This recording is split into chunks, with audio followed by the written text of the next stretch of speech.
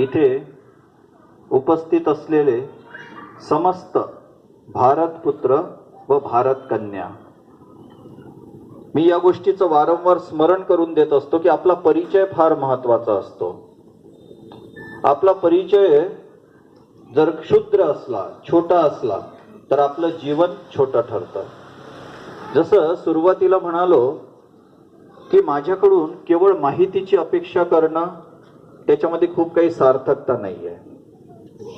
मी ज्या दृष्टीने बाजारामध्ये एखादा मनुष्य धार्मिक म्हणून समजला जातो तशा धर्मावर मी कधीही विश्वास ठेवलेला नाही आणि भविष्यात ठेवण्याची शक्यता अजिबात नाही.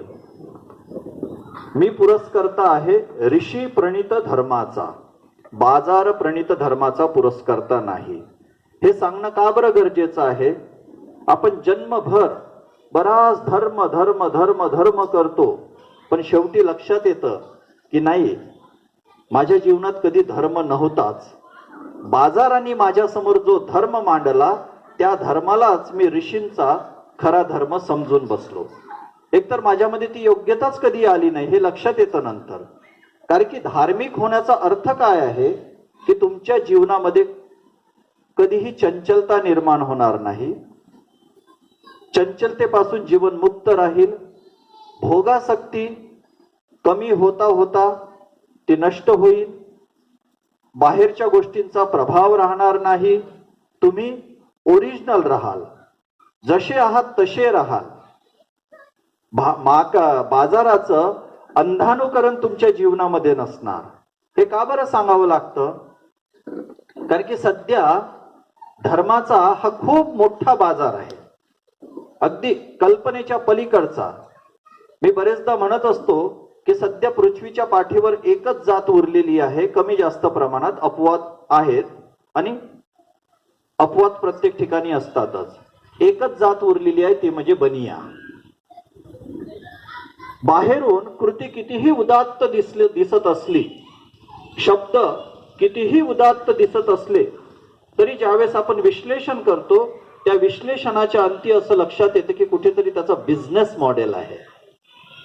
त्यामुळे ज्या प्रकारे धर्माचा लाभ व्हायला पाहिजे त्या प्रकारे धर्माचा लाभ होत नाही. ऋषीमुनींनी जी दृष्टी दिलेली आहे ती दृष्टी अद्भुत आहे. ती दृष्टी जर प्राप्त झाली तर मनुष्य हा जन्म मृत्यूच्या पलीकडे निघून जातो. वेदांमध्ये ऋषी म्हणतात, न अयम आत्मा बलहीनेन लभ्यः. जो बलहीन असतो त्याला आत्मप्राप्ती होत नसते. शौर्याची उपासना, स्वाधीनतेची उपासना म्हणजे धर्म आहे. स्वतःमधलं जे आत्मजागरण, ते आत्मजागरण होणं म्हणजे धर्म आहे. केवळ ऐकणं म्हणजे धर्म नव्हे, प्रश्न करायला शिकलं पाहिजे. मी वारंवार या गोष्टीचा उल्लेख करत असतो. खरा धर्म, खरं अध्यात्म, खरं संविधान आणि खरी लोकशाही याच्यामध्ये कुठेही काहीही फरक नाही. समाजामध्ये काहीही चुकीचं घडत असेल तर त्या चुकीच्या कृतीसाठी प्रत्यक्ष किंवा अप्रत्यक्षपणे इथे बसलेलो आपण प्रत्येक व्यक्ती जबाबदार असतो. आपल्या अनुमतीशिवाय समाजामध्ये काहीही चुकीचं घडणार नाही.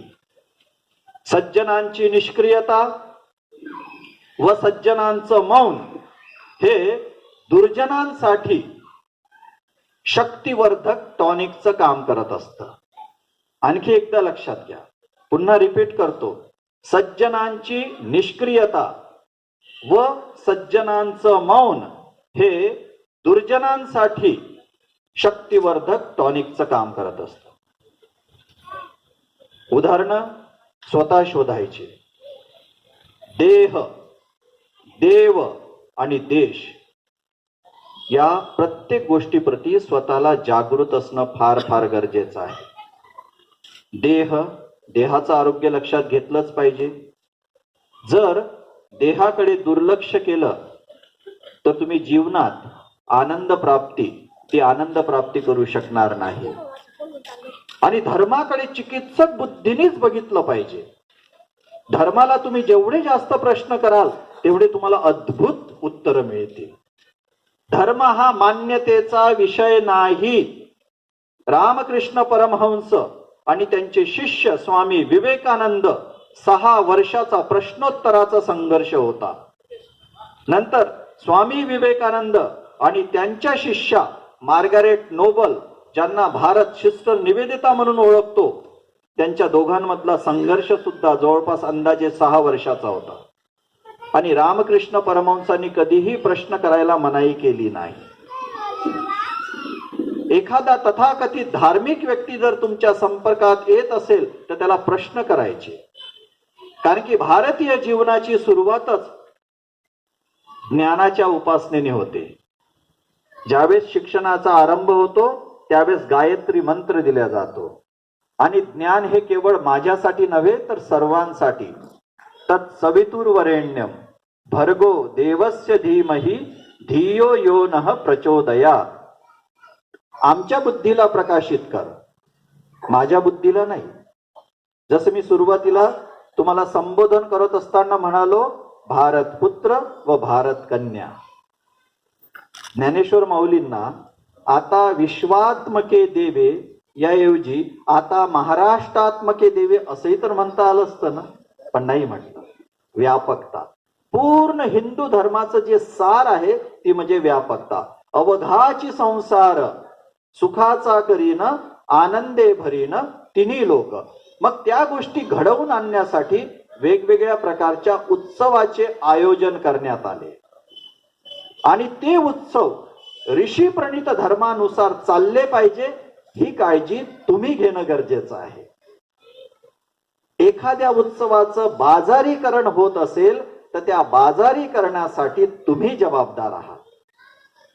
तुम्ही ठरवायचं की तुमच्या धर्माचा बाजार मांडला जावा की तुमचा धर्म सात्विक राहावा.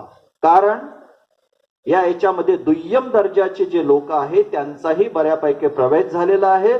त्याचं कारण असं की हिंदू धर्माचा बाजार खूप मोठा आहे. कारण की भारतामध्ये बहुसंख्य लोक हिंदू आहेत आणि त्यांच्या ज्या भावना आहेत त्या भावनांचं एक्सप्लॉइटेशन करणं ते त्या बाजाराच्या माध्यमातून करणं सोपी जातं. दिवाळीच्या वेळेस काहीतरी गोड खायचं आहे तर टीव्हीवर दाखवलेलंच गोड खाल्लं पाहिजे असं काही नाही. घरामध्ये गोड तयार करा. मी जर ती टॅगलाईन जर वापरली तर त्या कंपनीचं अप्रत्यक्षपणे प्रमोशन होऊन जातं. त्यामुळे तुम्ही मनातल्या मनात ती टॅगलाईन वापरायची. मी त्याचा उल्लेख करणार नाही. जागृती फार महत्वाची आहे. देहाच्या प्रती जागृती, देशाच्या प्रती जागृती. कितीही देह स्वस्थ असला पण तो देह स्थापित करण्यासाठी तुम्हाला देशाची गरज असते. देश म्हणजे आसन. ज्या भूमीवर मी उभा आहे तो देश, त्या देशाची आवश्यकता असते, म्हणजे आसनाची आवश्यकता असते. आणि त्या आसनावर बसून देहाला देशामध्ये स्थापित करून मग तुम्ही देवाची आराधना करू शकता. आता देव हा शब्द लक्षात घ्या. देव म्हणजे सर्वसाधारणपणे आपल्या समोर एक काहीतरी आकार तयार होतो. त्या मुळामध्ये जाण्याचा प्रयत्न करूया. देव हा जो शब्द आलेला आहे दीप धातूपासून, दीप द्योतनात, जो चकाकतो तो देव. आणि दिवा, दीपक हे सगळे शब्द त्या दीप धातूपासून आलेले आहे. जो चकाकतो तो देव. तुमच्या आतमधलं जे चैतन्य आहे ते चकाकत असतं. तुमचा जो उत्साह आहे तो चकाकत असतो. तुमच्या आतमधली जी ऊर्जा आहे ती चकाकत असते. तुमच्या आतमधलं जे चैतन्य आहे त्या चैतन्याचा अनुभव घेता आला पाहिजे. जसं मी सुरुवातीला म्हणालो की मला हृदयाने ऐकाल. मी अजिबात टाइमपास करायला आलेलो नाही हे मला पूर्ण जाणीव असते. मी कोणत्या कार्यक्रमात जायचं आणि कुठे नाही म्हणायचं. मी धर्माकडे उपजीविकेचं साधन म्हणून कधीच वळलेलो नाही. खूप महान धर्म आहे, तुम्ही कल्पना नाही करू शकत. आणि आपण त्या धर्माचा नीट जीवनाच्या उत्कर्षासाठी उपयोग करून घेत नाही, हे हिंदूंचं दुर्दैव आहे. आता सुरुवातीला ज्या मंत्रांचं उच्चारण केलं त्या मंत्रांचं उच्चारण अमेरिकन सिनेटमध्ये केलं गेलं होतं. मला सांगा की तुम्हाला तुमच्या धर्माविषयी आदर वाटतो ते स्वाभाविक आहे. थोडा अहंकाराचा भाग पण असतो. माझा जन्म हिंदू धर्मामध्ये झाला त्यामुळे मी मिरवणारच ना की माझा धर्म महान, माझा धर्म महान. आणि त्यामुळे अप्रत्यक्षपणे माझा अहंकार सुखावला जातो. त्याच्यामुळे धर्म महान, त्यामुळे मलाही महान वाटायला लागतं. पण मला एक सांगा की अमेरिकन सिनेटची सुरुवात ओम सहनाववतु सहनौ भुनक्तु सहवीर्यं करवावहै या मंत्राने, ओम असतो मा सद्गमय या मंत्राने का व्हावं? त्याची सुरुवात का व्हावी तिथे? त्यांना काय घेणं देणं आहे तुमच्या हिंदू धर्माशी? त्याचं कारण असं की हिंदू धर्मामधले जे तत्व आहे ते सार्वभौमिक तत्व आहे.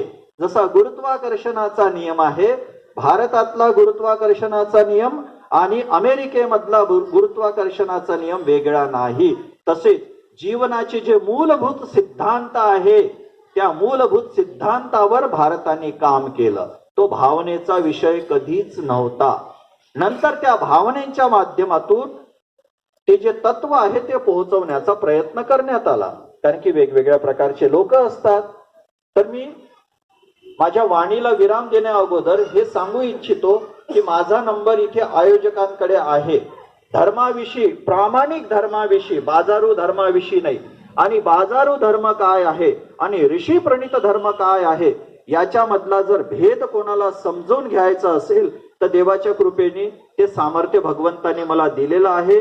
माझ्यामुळे जर कोणाच्या जीवनामध्ये उत्कर्ष निर्माण होत असेल, कोणाचं जीवन उन्नत होत असेल, कोणाच्या चेहऱ्यावर आनंद येत असेल तर मी त्यासाठी जन्माला आलेलो आहे. मी वारंवार या गोष्टीचा उल्लेख करत असतो की माझं जगणं नाशिकसाठी आहे, माझं मरण नाशिकसाठी आहे.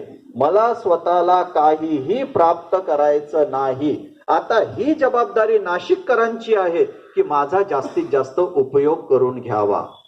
जगण्यामध्ये तसा काहीही रस नाही, पण एक नेहमी वाटतं की माझ्या जगण्यामुळे आणि माझ्या मरण्यामुळे जर काही लोकांचं कल्याण होत असेल तर ते मरण फार श्रेयस्कर असतं.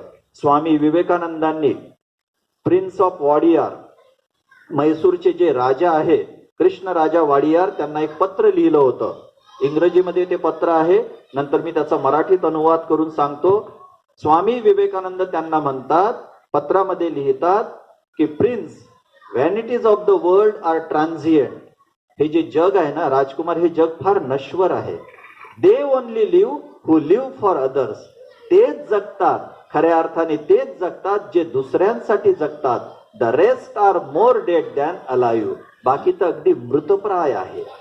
जगायचं असेल ना तर जगताना आम्ही किती लोकांच्या चेहऱ्यावर आनंद आणू शकलो याच्यावर चिंतन करणं फार फार गरजेचं असतं. मी नेहमी म्हणत असतो की मला 100 कोटीचा एक मालक नको, 100 कोटीचा एक मालक नको, तर 1-1 कोटीचे 100 मालक पाहिजे. तो समाज समृद्ध असतो.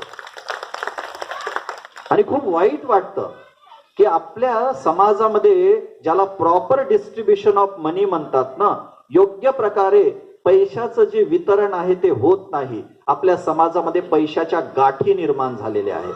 कुठे 1000 कोटीची गाठ निर्माण झालेली आहे, एखाद्याला 500 कोटीची गाठ निर्माण झालेली आहे.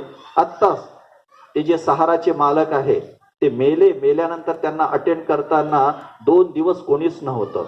त्यांची 2 मुले सुद्धा आली नाही. हो, मला खूप म्हणजे तळमळीने ज्या लोकांकडे खूप पैसा आहे त्यांना सांगावंसं वाटतं की त्या पैशाचा समाजासाठी सदुपयोग झाला पाहिजे. श्रीमंत कोण? ज्याच्यामुळे जास्तीत जास्त लोकांना जीवनामध्ये आश्वस्त वाटतं तो श्रीमंत. आणि गरीब कोण? जो केवळ स्वतःच्या पोटाची खळगी उभारतो तो गरीब. तो 100 कोटीचा गरीब सुद्धा असू शकतो, तो 500 कोटीचा गरीबही असू शकतो. पण श्रीमंती जीवनामध्ये त्याच्याच असते की ज्याच्यामुळे समाजाला आश्वस्त वाटतं. जसं माझा उल्लेख करताना ते म्हणाले की स्वामीजी वेगवेगळ्या प्रकारचं काउन्सिलिंग करतात. आपलं Swami Vivekananda multi speciality hospital आहे, विवेकानंद इन्स्टिट्यूट आहे, स्वामी विवेकानंद बेघर निवारा सेवाश्रम आहे. प्रत्येक कृतीमागे एकच वृत्ती आहे की माझा नाशिककर, माझा समाज, माझे बांधव, माझ्या भगिनी त्यांच्या जीवनामध्ये आनंद आनंद आणि आनंद असावा. सर्व आपण व्यापकतेची चर्चा करत होतो. तर व्यापकता म्हणजे काय? प्रत्येकाची देहाची आई वेगवेगळी आहे, पण आपल्या सर्वांची एक जी माता आहे त्या मातेचं नाव आहे भारत माता. ती आहे म्हणून आपण आहोत. त्यामुळे तिचा जय जयकार होणं फार आवश्यक असतं. आणि माझ्या प्रत्येक उद्बोधनाच्या शेवटी त्या आईचा जय जयकार मी नेहमी करत असतो. भारत माता की जय, वंदे मातरम, हर हर महादेव. भारत माता की जयच्या वेळेस सर्वांचे हात वर गेले पाहिजे, वंदे मातरमच्या वेळेस सर्वांचे हात वर गेले पाहिजे, आणि हर हर महादेवच्या वेळेस सर्वांचे हात वर गेले पाहिजे. जगातले लोक भारताकडे बघतात. आता ज्यावेळेस भारत माता की जय करताना कोणाचे हात जर वर नाही गेले तर बघणारे, रील्स बघणारे लोक म्हणतील की डिफेक्टिव्ह पीस आहे. त्यामुळे स्वतःला डिफेक्टिव्ह पीस घोषित करायचं नाही. माझा एकच हात वर जाईल कारण की माझ्या हातात एका हातात माईक आहे म्हणून. नाहीतर मला दोन्ही हात वर करून आईचा जय जय काय करायला खूप खूप आवडतं. माझ्या जीवनातलं जे पॅशन म्हणतात ना, ते पॅशन आहे माझा देश. हम रहे ना रहे मा तेरा वैभव अमर रहे, हे माझं पॅशन आहे. आणि त्यासाठीच मी इथे आलेलो आहे तुमच्या सोबत. तर आपण आईचा जय जयकार करूया. भारत माता की, भारत माता की, भारत माता की जय. वंदे मातरम, वंदे मातरम, वंदे मातरम. हर हर महादेव, हर हर महादेव, हर हर महादेव, हर हर महादेव, हर हर. महादेव. आपल्या धर्माला खूप खोलात जाऊन समजून घ्या. हिंदू धर्म हा इतका उथळ धर्म नाही. फक्त वरण भात भाजी पोळी कमवण्यासाठी हा धर्म नाही. भारताने कधीही काय खायचं आणि कुठे राहायचं याचा विचार करण्याचा भारताला कधीच गरज पडली नाही. सकळ विश्वाचा करीतो सांभाळ, तुझ मोकलील ऐसे नाही. हे फार छोटी गोष्ट आहे हो. काय खायचं, प्रॉपर्टी जमा करायची, 500 कोटी 1000 कोटी, याचा भारताने कधीच विचार केला नाही.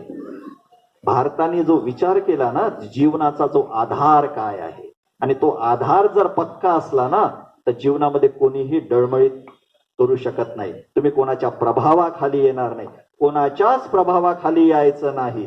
कोणता बाबा, बुवा, स्वामी, संन्यासी, कथाकार, कीर्तनकार, चिकित्सक बुद्धीने गोष्टींकडे बघायचं. गीतेमध्ये जसं अर्जुन कृष्णाला 18 अध्यायामध्ये प्रश्न करतात, त्यामुळे मी प्रश्न करण्यासाठीच मी सांगितलं की माझा मोबाईल नंबर त्यांच्याकडे आहे.